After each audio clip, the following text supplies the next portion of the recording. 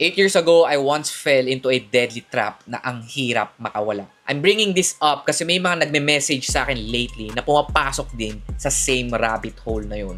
All of them have this common pattern na tinatawag kong she's the one syndrome. Ibig sabihin nito, stuck sila sa idea na iisang girl lang talaga yung gusto nila. And when I say stuck, yung tipong siya na daw talaga, wala na silang ibang gusto, ayaw na nilang maghanap pa ng iba, and gagawin nila yung lahat para lang magustuhan sila pabalik nung iisang babae na yon.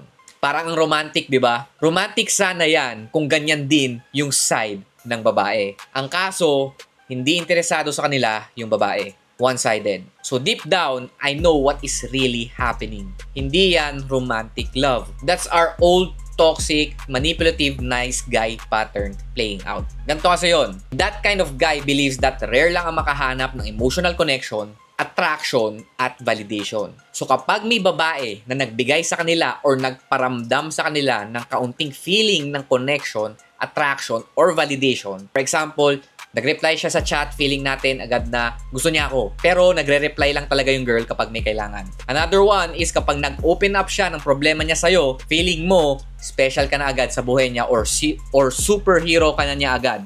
Pero gusto lang talaga niya maglabas ng loob or chine-check lang niya kung kaya mo siya pautangin. Lastly is kapag nag-heart react siya sa story mo, binibigyan mo na agad ng matindihang meaning.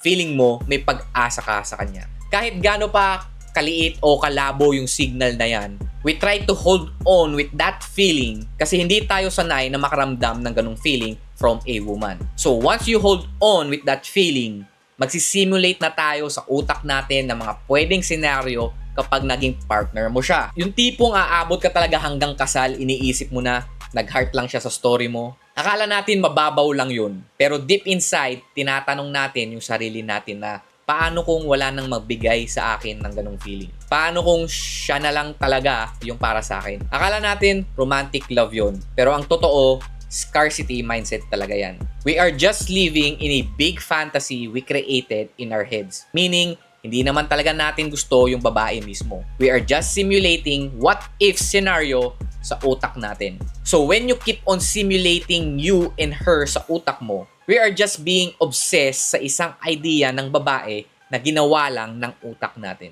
At dahil nag-i-invest tayo ng time and energy kakaisip sa kanya, magiging attached na tayo kahit wala pa naman talaga siyang ginagawa. So in reality, hindi mo talaga gusto yung babae. Attached ka lang sa idea niya and what could happen sa inyo. So, kung sawa ka na maging toxic, manipulative, nice guy, and you want to start seeing it through the lens of a romantic gentleman, stop investing and obsessing over the idea of a woman. Lalo na without truly knowing if willing siya mag-invest pabalik sa'yo. Na kesyo, naging mabait ka naman, palagi kang available sa kanya, so sinasabi mo sa sarili mo, siguro magugustuhan niya ako pagtagal. Kahit obvious naman na wala talaga siyang gusto sa'yo.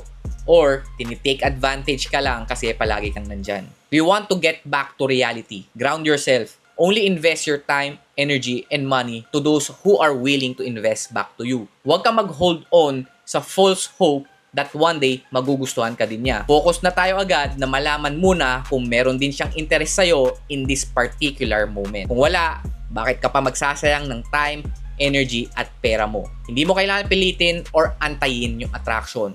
Because attraction cannot be negotiated. So instead, ano ba yung tamang gawin? All you need to do is what I call the energy reciprocation. With this one, mararamdaman mo agad kung gusto ka niya. Hindi mo kailangan manghula.